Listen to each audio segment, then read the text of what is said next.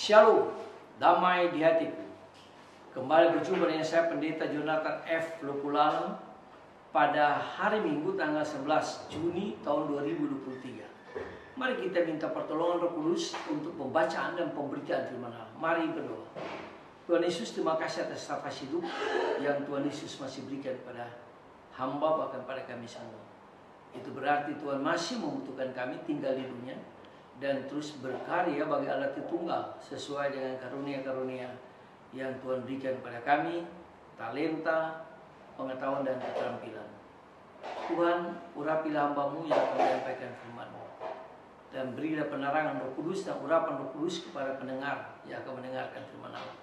Dan Roh Kudus memampukan kami untuk kami dapat menerima, menangkap, dan melakukan firman Allah itu.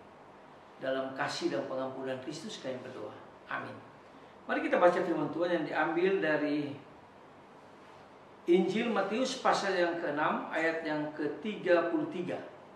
Firman Tuhan berkata begini, "Tetapi cari dahulu kerajaan Allah dan kebenarannya, maka semuanya itu akan ditambahkan kepadamu." Demikianlah firman Allah yang berbagai kita membaca, mendengar, dan melakukan firman Allah. Tema kita pada hari ini adalah hidup yang diberkati Allah. Nah, saudara-saudara yang saya kasih dalam Tuhan Kristus, ada 3 hal yang harus kita laksanakan di dalam hidup kita kalau kita mau diberkati Allah. Seperti yang dikatakan di dalam Matius pasal 6 ayat 33. Pertama, yaitu mencintai firman Allah, mencari firman Allah, mencari kebenaran dalam firman Allah. Juga dalam Mazmur pasal yang ke-119 ayat 97 berkata, firman Tuhan adalah jaminan hidup bagi Daud. Dia sangat percaya kepada setiap firman Allah yang telah disampaikan kepadanya lewat leluhurnya.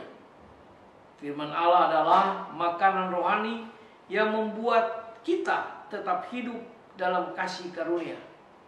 Itulah sebabnya Raja Daud, dia hidup bergaul dengan firman Allah. Kita juga harus hidup bergaul dengan firman Allah untuk mencari kebenaran. Maka kita pasti akan diberkati oleh Tuhan.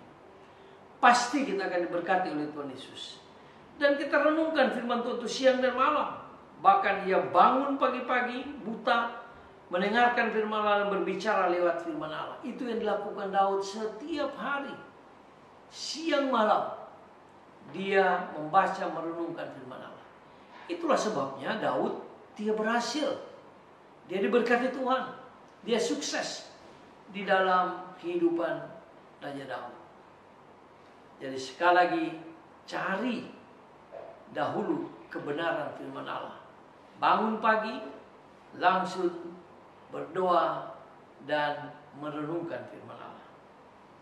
Yang kedua, yaitu hidup dalam doa. Doa itu berarti kita berkomunikasi dengan Tuhan. Kalau kita membaca firman Tuhan, berarti Allah berkomunikasi dengan kita. Timbal balik, kita berdoa, berarti kita menyampaikan segala sesuatu kepada Tuhan. Dalam Mazmur pasal 88 ayat 14 dikatakan doa adalah nafas kehidupan Daud dan nafas kehidupan orang percaya. Daud dan kita memberikan waktu yang terbaik untuk berkomunikasi dengan Allah. Walaupun ia seorang raja yang sibuk sekali. Kita pun walaupun kita sibuk sesibuk-sibuknya, mari kita luangkan waktu untuk berdoa. Inilah rahasia kemenangan berkat yang Daud dapat. Daud menghadapi musuh-musuhnya. Luar biasa musuhnya. Kalau Anda baca dalam Mazmur pasal 3, anaknya pun jadi musuh, penasihatnya pun jadi musuh. Tapi Daud tetap berdoa untuk musuh-musuhnya. Itulah sebabnya Daud diberkati Tuhan. Daud hidup tenang karena diberkati oleh Tuhan. Dikatakan doa yang penuh keyakinan yang membuat Daud mampu menerobos benteng-benteng musuh yang sangat kokoh. Jadi Daud itu punya musuh banyak, tapi dia berdoa. Akhirnya dia bisa menerobos benteng-benteng yang dipagari oleh setan. Tapi Daud dia menang sehingga dia bisa mengampuni musuh-musuh Daud. Bagi Daud, doa adalah senjata yang tajam dari pedang, yang dikatakan pedang bermata dua. Lebih runcing dari tombak dan lebih kuat dari perisai atau benteng-benteng yang sangat kokoh sekalipun. Dengan doa, kita, bahkan Daud, lantaran yang terbelenggu-belenggu, serta pintu-pintu penjara yang tertanam kokoh dilepaskan dan dibukakan. Itu pun terjadi pada waktu Petrus berada di penjara. Mereka terus berdoa siang dan malam. Lalu terjadi gempa bumi yang luar biasa yang direstui oleh Tuhan. Lalu mereka dengan sendirinya bisa lari, tapi mereka tidak lari.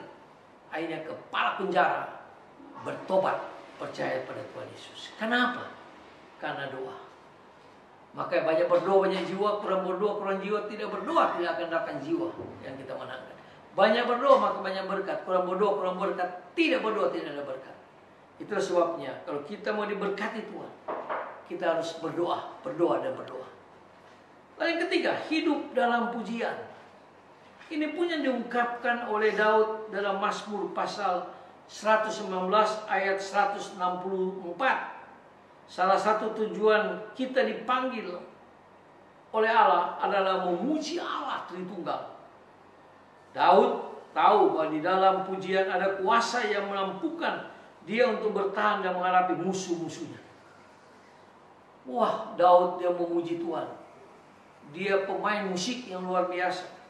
Dia penyanyi yang luar biasa. Dia terus memuji Tuhan sehingga musuh-musuhnya berantakan, kalah.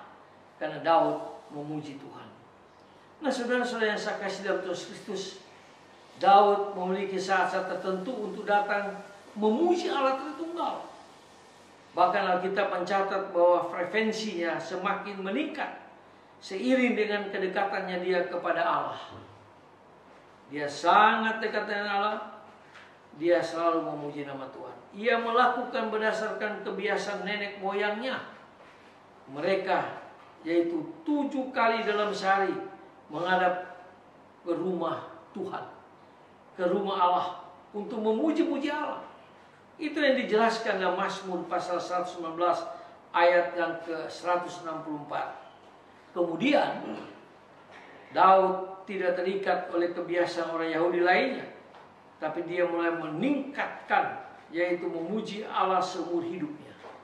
Kita juga harus memuji Allah seumur hidup kita. Selama kita masih diberikan nafas hidup oleh Allah, mari kita menyembah Allah dan memuji Allah sampai Allah memanggil kita.